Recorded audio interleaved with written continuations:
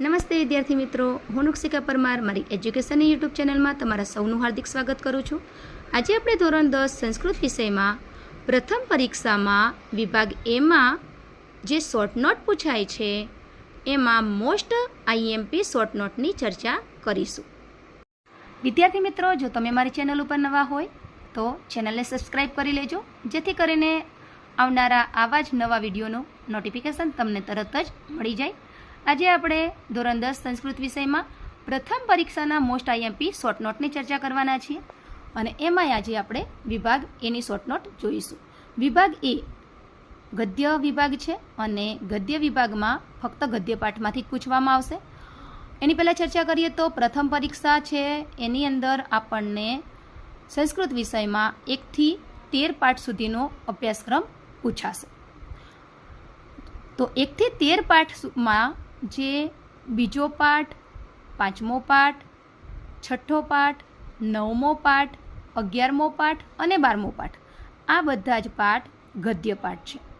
એમાંથી જ તમને વિભાગ એની અંદર શોર્ટ નોટ પૂછવામાં આવશે. તો જે બીજો પાઠ છે યદ ભવિષ્ય વિનશ્યતિ, એમાંથી આપણને અનાગત વિધાતા આ શોર્ટ નોટ પૂછાશે. પછી ગુણવતી કન્યા પાઠ જે 5મો છે એમાંથી શક્તિકુમારની પરીક્ષા યોજના અને ગુણવતી કન્યાનું આયોજન, આ બંને શોર્ટ નોટમાંથી તમને પૂછાઈ શકે છે.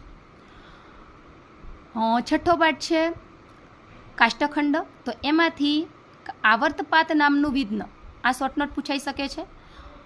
ગદ્ય પાઠ 6ની અંદર કાષ્ટખંડની અંદર 4 વિધ્ન આવે છે.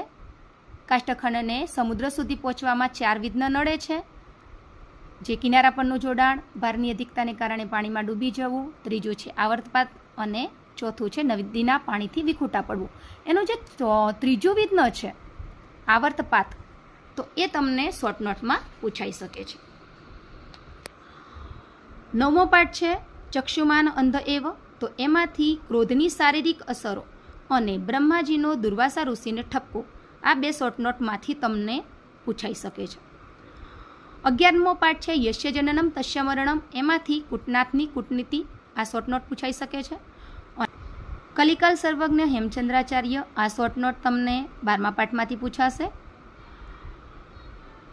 આ શોર્ટ નોટ બીજી અલગ રીતે પણ પૂછાઈ શકે છે, ફક્ત હેમચંદ્રાચાર્ય પૂછાય અથવા તો હેમચંદ્રાચાર્યનું જીવન, હેમચંદ્રાચાર્યનું સાહિત્ય, અથવા તો એમ પૂછાય કે હેમચંદ્રાચાર્યનું જીવન અને કવન.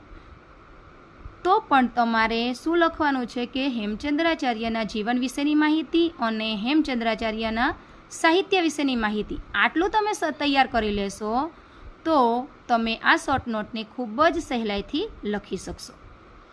વિદ્યાર્થી મિત્રો, જો તમને મારો આ વિડીયો ગમ્યો હોય તો વિડીયોને લાઈક કરો, ચેનલને સબસ્ક્રાઈબ કરો, વિડીયોને તમારા મિત્રો સાથે શેર કરો અને આવા જ નવા વિડીયો સાથે આપણે ફરીથી મળીશું.